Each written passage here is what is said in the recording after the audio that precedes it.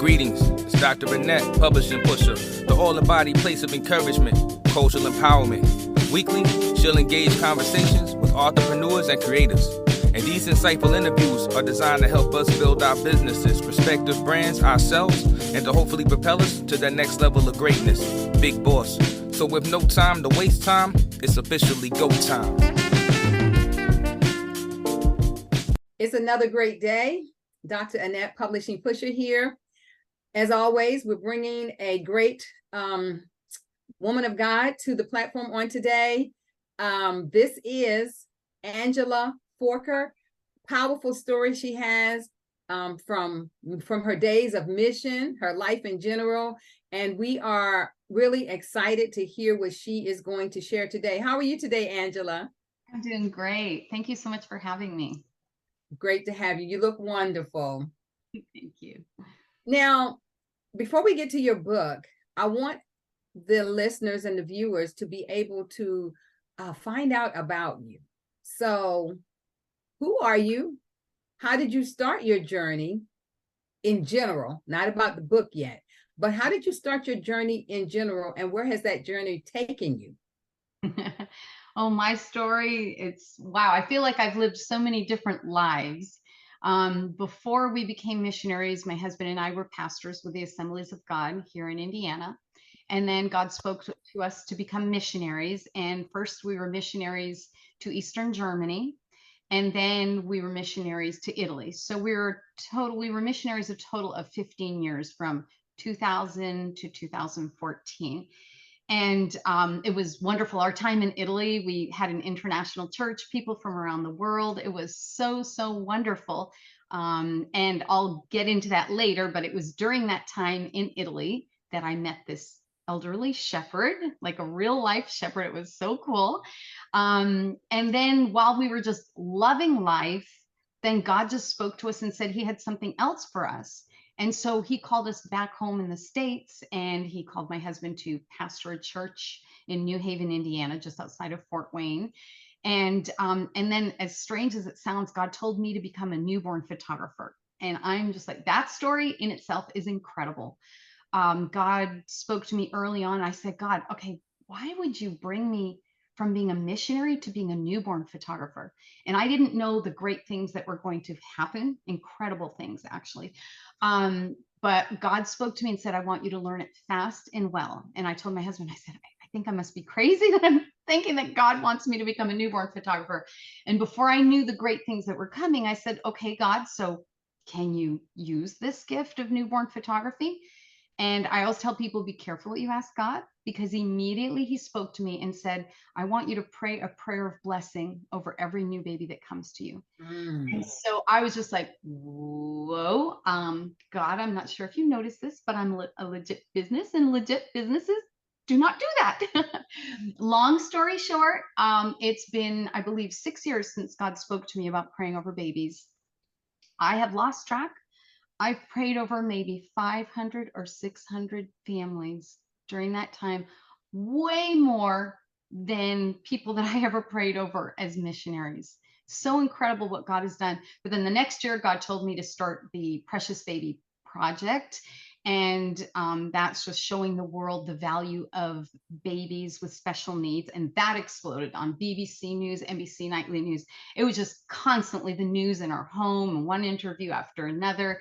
And the whole basis for that was showing the world the value of human life. And I didn't come out and say, hey, I'm pro-life and this is why I'm doing this. I didn't want to get in the way of God. The media took this message and brought it to millions of people around the world. And then after that, then this one's a really shocking one. So this is just my journey of God just leading me. Then it might be about 4 years ago, the year after the Precious Baby Project, just when I had so much on my plate, and God says, I want you to tell post-abortive women's stories through your photography. And I'm like, oh, no, thank you. You know, I'm like, this is like so controversial. I'm not post-abortive. I'm like, why are you picking on me? What? And then God showed me his heart of love for these post-abortive women. And for like 3 days, whenever I thought about it, I just couldn't stop weeping. And I said, God, if you love these women this much, then I will do this for you. And so both of those projects have literally touched millions of people around the world. So incredible. You can look up my normal photography and the Precious Baby Project, and that would be www.preciousbabyphotography.com. You could see, if you just Google Angela Forker, then you'll see all the craziness. Let me tell y'all, when you go Google her, you be like, what? She done all of this? And that's what happens. You go and do that Google search, and you be like, oh my goodness gracious, I didn't know she was doing all of this. But I love when you were talking about how God just told you to pray over those babies. That is so significant. Babies, newness, that freshness of the Lord, and to be able to pray a blessing over them, a prayer of sustaining them and strength. That is so powerful. But it's one thing for God to talk to us and tell us to do something. It's totally a different thing if we actually do it. Yeah.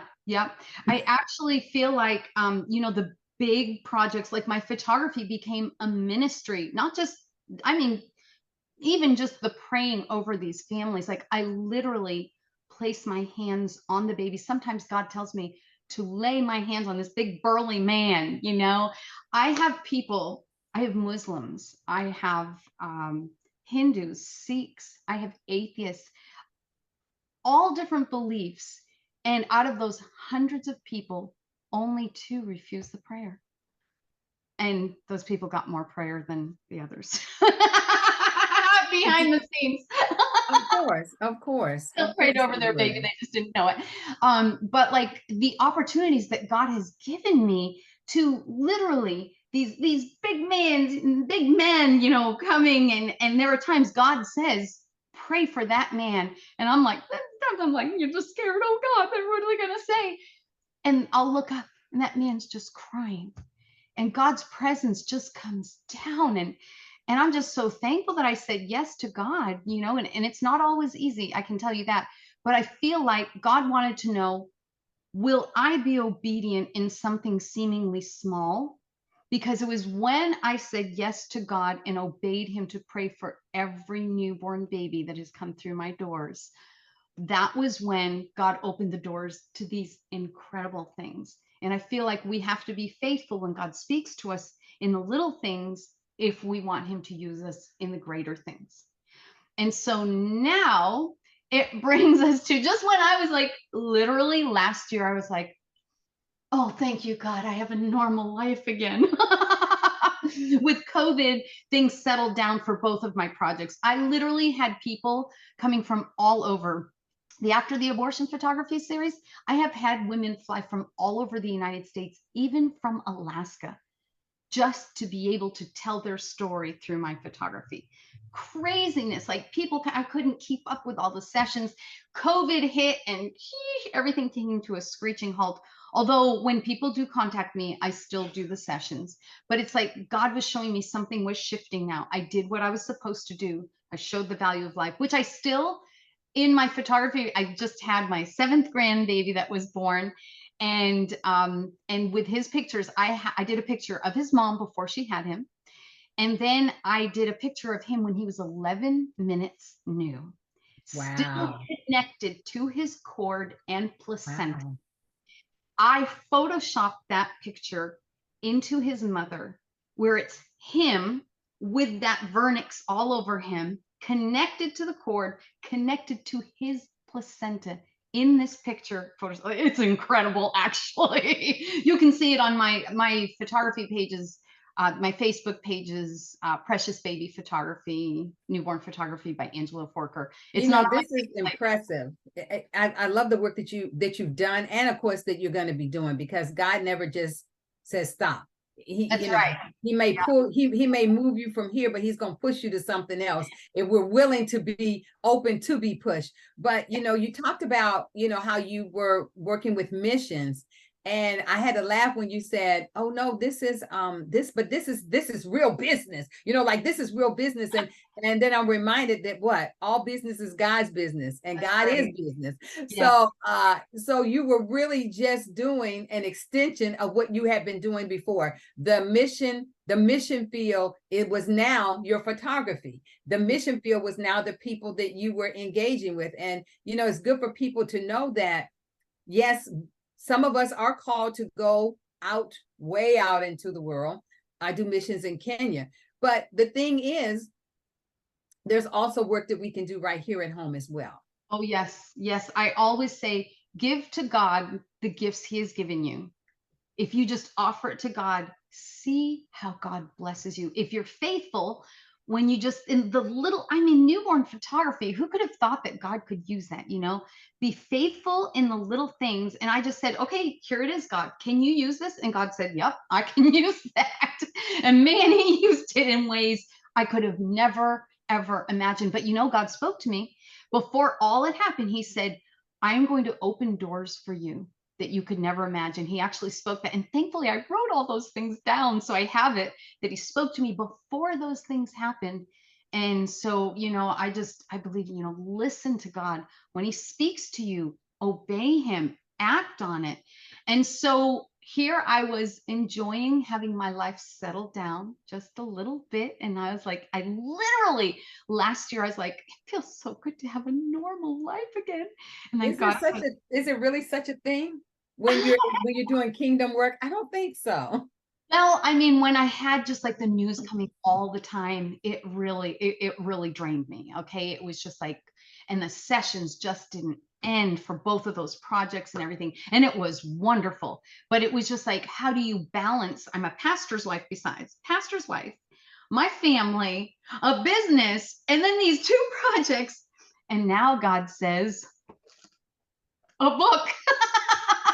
And I'm like, but God told me last year that something else was coming. And he said to prepare myself and to seek him. So, you know, I was just seeking his face. And then I just actually what happened is really cool. So my husband and I went to a Bible college. Whew, boy, did we graduate? I think we graduated in '89. We actually got married the year before we graduated. I would say he was my best roommate ever.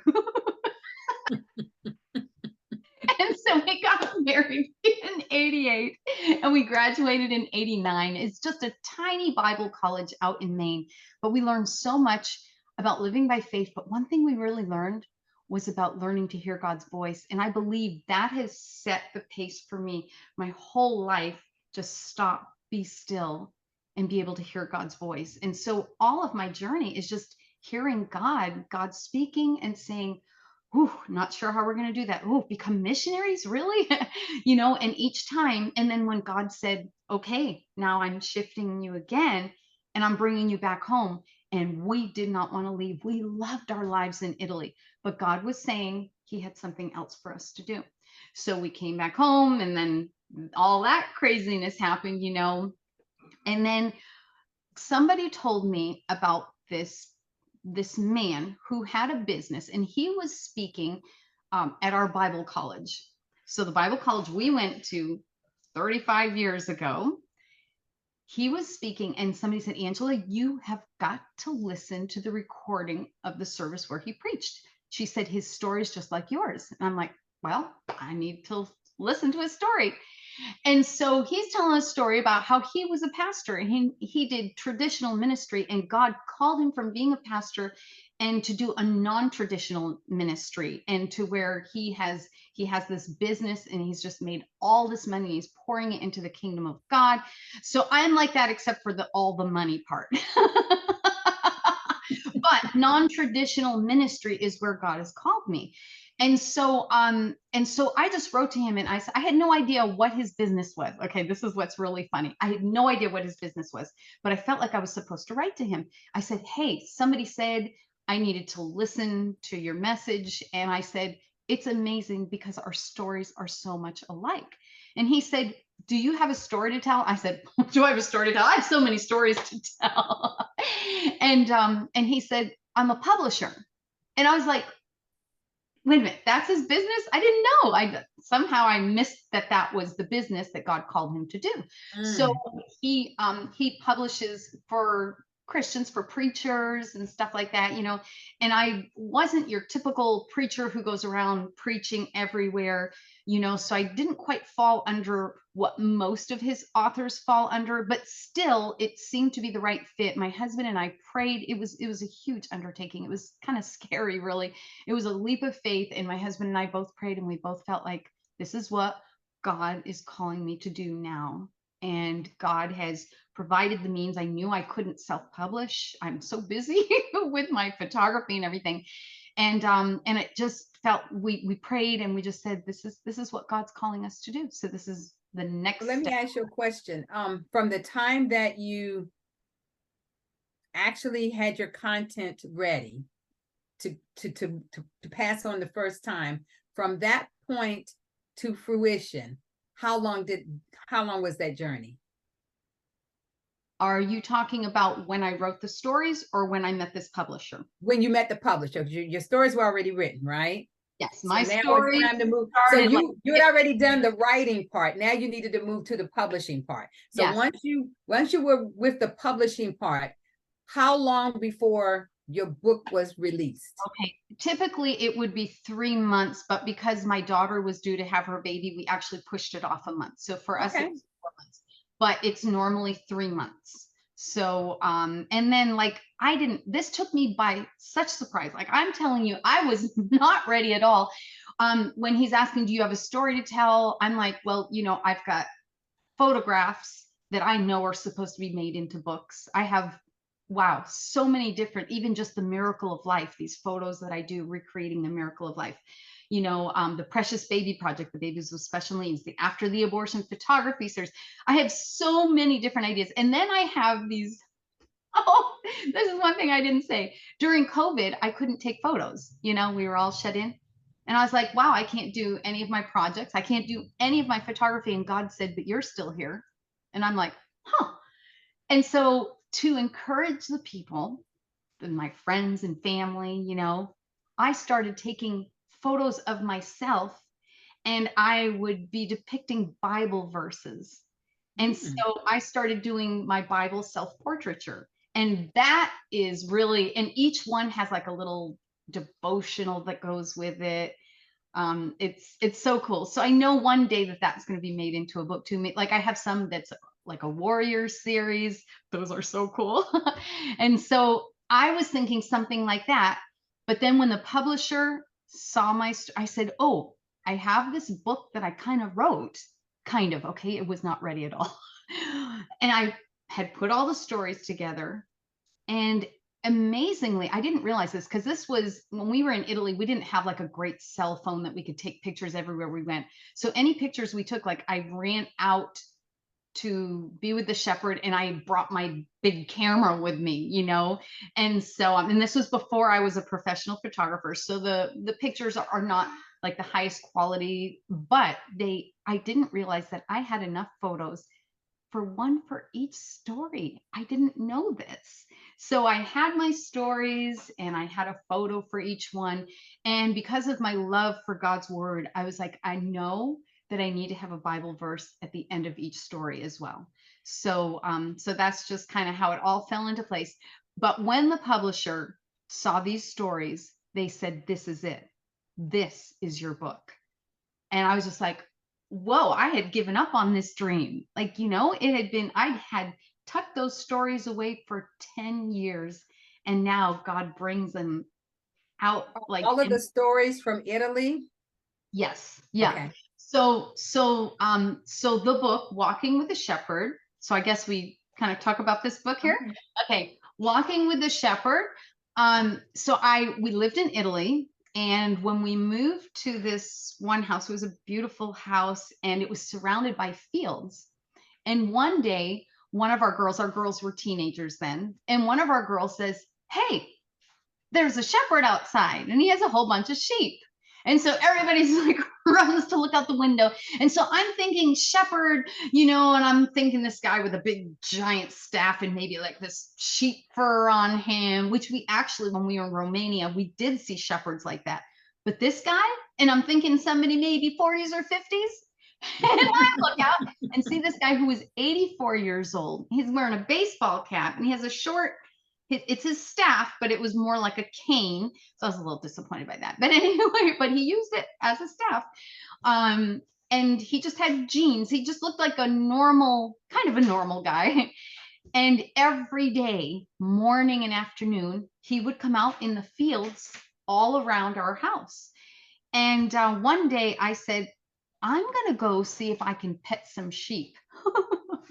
So at first I just kind of stayed at the distance, and just wanted to get close to the sheep. They would not let me near them at all. And I remember the shepherd would look at me like, what are you doing? And then one day I'm like, I wonder if I could talk to the shepherd. So I went to try to talk to him. Well, he comes from really down south. Oh, now I probably should be speaking past tense. Let me tell you this. He was 92 the last time I saw him, and that was 10 years ago. So, the chances are high that he is no longer living, but I tried to make contact, but the number I have for him is shut down now. So I'm kind of thinking he is gone now. So I probably should speak to him in past tense, but he was from Southern Italy and his dialect was so different that like he would speak and I had no idea what he was saying. And I'd have to ask him like 3 or 4 times, okay, can you repeat that again? And after a few years, I didn't have to repeat him anymore. I was able to just understand his voice. And if you could just kind of make the connection there with God, the more time we spend with him, the more we're going to learn to hear his voice. Good. And so, and it was like this, that I would go out and, at first he seemed a little scary. He seemed a little mean, but the more time I spent with him, the more I gained his favor. Mm-hmm. And I would go out and I remember like, I caused him such trouble at first. Because I'd be like, I want to go see the sheep. And I'm going to go talk to the shepherd. And I remember this one time. So I'm like, okay, the sheep are all here, but the shepherd's back there. So I guess I'll just have to go through. Oh, and he's like trying to, and I have no idea what he's saying. And I'm just like, oh, the sheep's so cute. And, there's a goat's so cute. And he's making all these hand gestures and I have no idea what he's trying to say. And I'm really not paying attention, trying to figure out what he's trying to say. And when I get to him, I was like, oh, did you want to tell me something?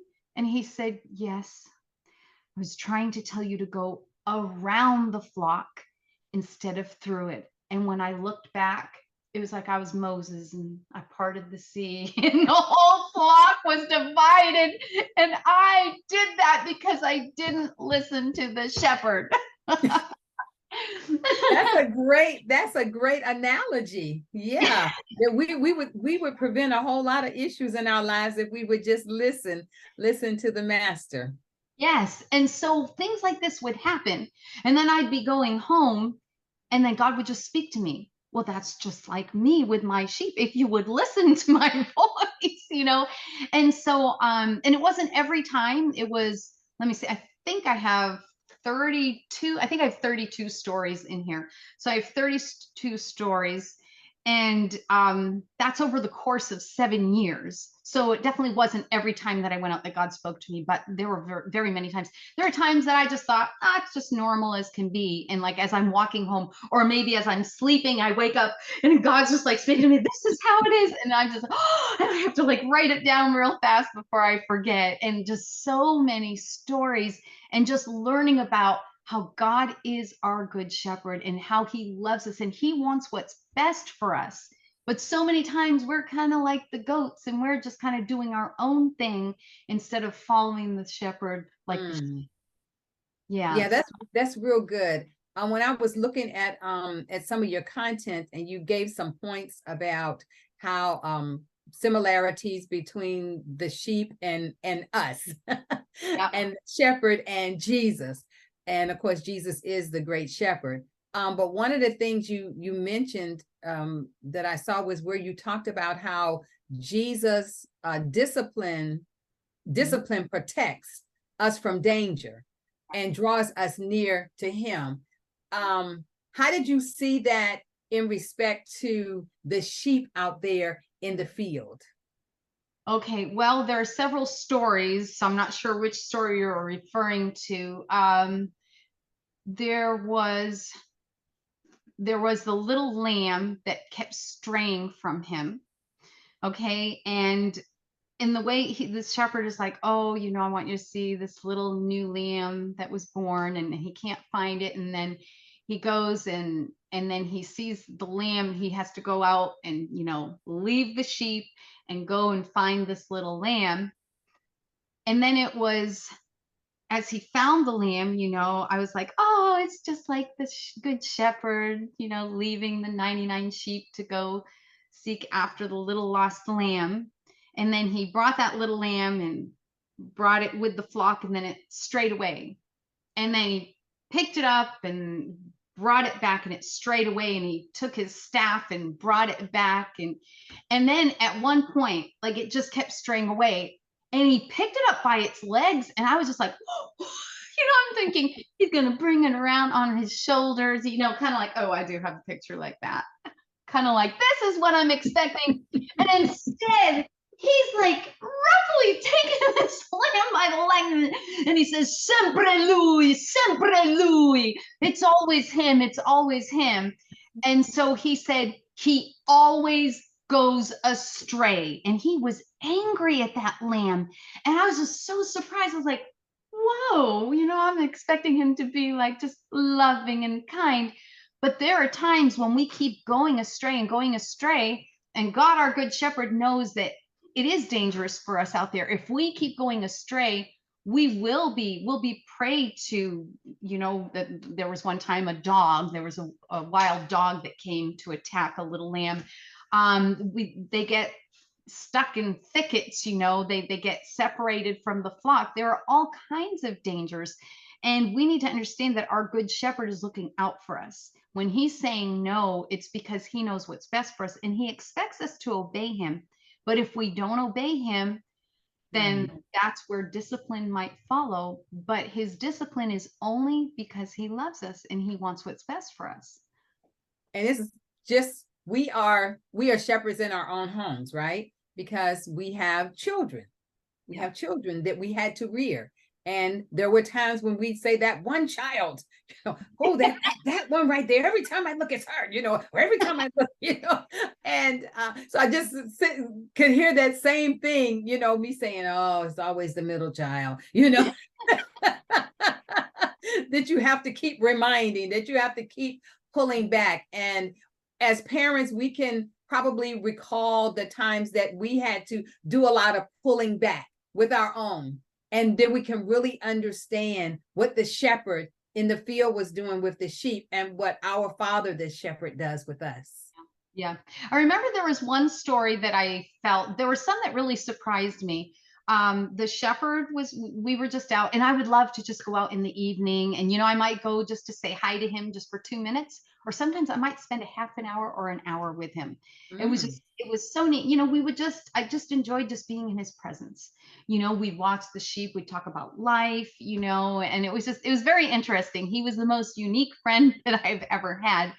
And so we were just out there, and I noticed that the sheep, so the shepherd is constantly bringing the sheep over from one field to another, like going in one direction, and then he'll take them and maybe he'll do a loop and then go back to the sheep pen. And this one day I noticed it was very gradual, it was very minimal, but the sheep were kind of going back just a little bit, though, nothing major. And the shepherd got up and he would, okay, this is going to be a little shocking. He would do this noise. He can do a lot better than me, but he'd go, grah, grah. And the sheep would look up, or the goats, whoever was doing something wrong, they always knew, like that child, it's always the guilty one who knows. They look up. And so, and he started doing that, and he started like really getting on the sheep, like, you need to get back over here. And I asked him, oh, actually, no, I didn't ask him. He saw the look in my face. And I was just kind of puzzled, like, what's the big deal? The sheep often scatter a little bit, And he said, the sheep are going back from where I took them from. And if they keep going backwards, they're not going to eat the fresh food, and they won't get the fill that they need to. And I was just like, that's deep. it is, because to me, I felt like he was making a big deal of that. Like when God's making a big deal of us maybe doing just a little something we used to do, just a little, it's nothing major. But God will discipline us because he knows that if we keep going back just a little bit, then we're going to allow a little bit more, and we're going to go back a little bit more. And then before you know it, you're backsliding and you're saying, how did I get here? And God is trying to get on us right at the beginning. You know, it's a little thing that everybody else is doing it, probably other Christians too. And I'm like, God, why are you getting on me about this? Because he loves us so much and he wants what's best for us. But many of us Christians are settling for stale leftovers. We're settling for those stale leftovers, going back to where he took us from. And we're thinking, I'm okay with this. And God says, I have so much more for you. I have fresh green pastures for you, and yet you're choosing stale leftovers. And so it's like, you know, you see Psalm 23, wow, the Lord is my shepherd, you know, and then he's leading me to fresh green pastures. And then why are we wanting to go back to stale leftovers? And so that was just very interesting that it was, you know, I couldn't understand why he's making a big deal of nothing, but it wasn't something small. It wasn't nothing. He knew, again, what was best for the sheep. And so he disciplined them lightly, you know, but just to get them going in the right direction, because he wanted to lead them to the fresh pastures. Discipline not to hurt, but discipline to guide. And Yes. we all need guidance at times.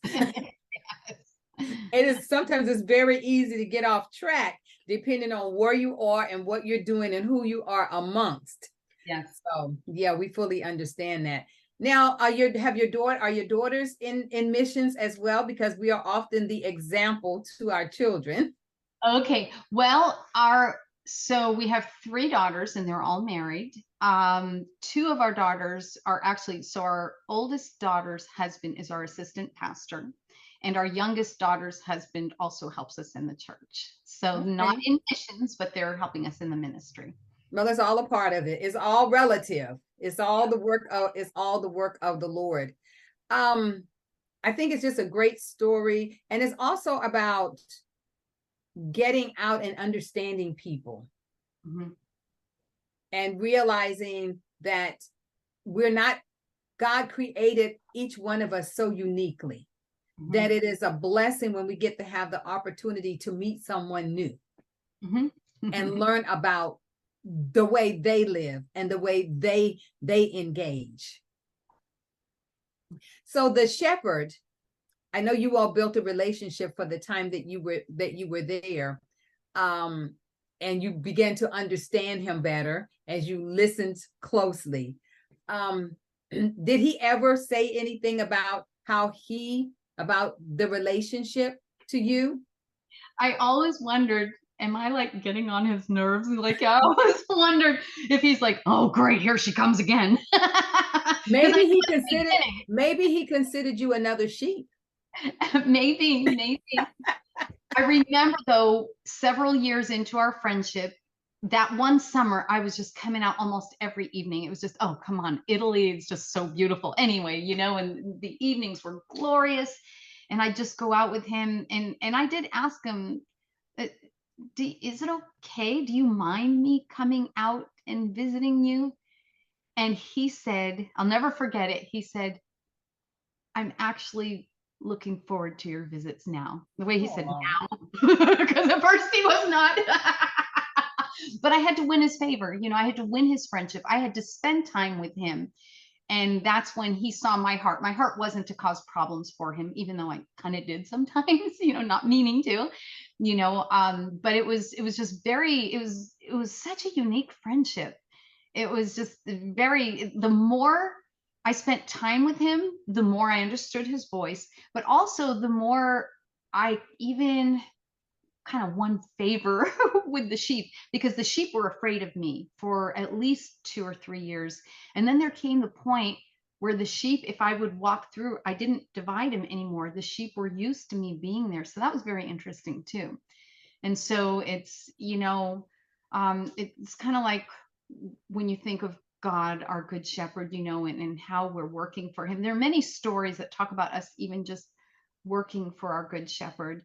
And part of it is the more time we spend with our good shepherd, then the more the sheep will trust us. And that was what I found. The sheep trusted me at a certain point. There was the point where where I kind of wanted to be a shepherdess myself. I actually love that story. And the shepherd, I don't know where he went. He said he had to go somewhere. And would I mind watching the sheep? And I was like, yeah, and I wanted to tell him, like, I've been watching you all these years and I know how to do it. And all I could say was yes. And so I'm so excited. And I liked when you said when he asked you what your husband did, and you told him that your husband was a pastor and to associate shepherd as the pastor. And so he asked you how many sheep did he have? He was thinking sheep in the field, and you were talking about literal people. Yes, the reason that misunderstanding happened is the word for shepherd in Italian is pastore. The word for pastor, you ready? Pastore. It's the same exact word.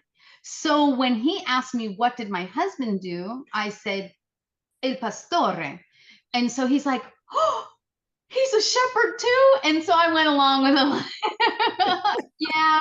yeah, our sheep are really great. And, and he's like, how many sheep does he shepherd? And so I told him, well, he's a shepherd of people. But yeah, it was very interesting. It's the same exact word, which is so cool. I love that. I love that. I love that story. Yeah. And so yes, my husband is a shepherd of people, but my shepherd friend is a shepherd of sheep. And so yeah, that was fun. So listen, everyone, I want to say Angela Forker has come in today and spent time with us, telling us about her journey, her mission work, some of her life, and her book is Walking with the Shepherd. Walking with the Shepherd, inspirational stories from the pastor in the pasture. Yes. And Angela, any final words or encouragement you want to share with everyone before we close up today? Yes. Well, first of all, I forgot to say that.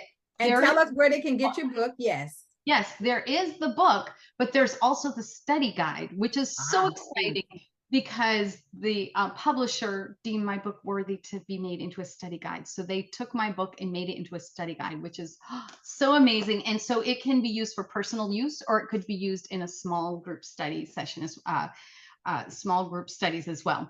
So the book can be found on my photography website. I know that's a little weird, but it's www.preciousbabyphotography.com. And then if you just find the link that talks about Angela Forker, author, and you'll see Walking with the Shepherd, and they can just click on that link. And my prayer is that God will use this book to help people who don't know the Good Shepherd, first of all, to find the Good Shepherd, to find the great love in the shepherd's heart that he has for each one of us. And I pray that each one of us reading this book, that we're going to learn to hear the Good Shepherd's voice, that we're going to see that he wants to use each one of us.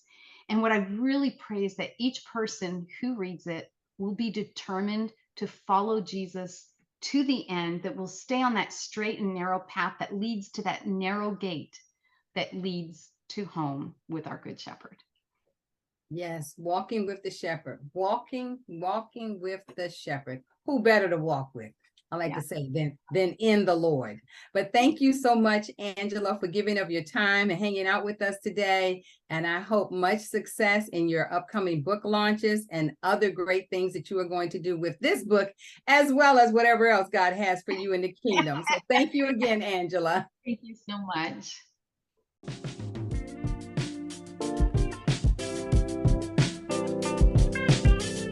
Thank you, everyone, for listening to Dr. Annette's Chat Podcast, brought to you by Annette Publishing. Be sure to stay tuned in for future conversations and engagements. Check out the website, AnneTpublishing.org, and subscribe to this show on your preferred podcast app. Shout out to 95 for the production. Be blessed and be a blessing. Peace.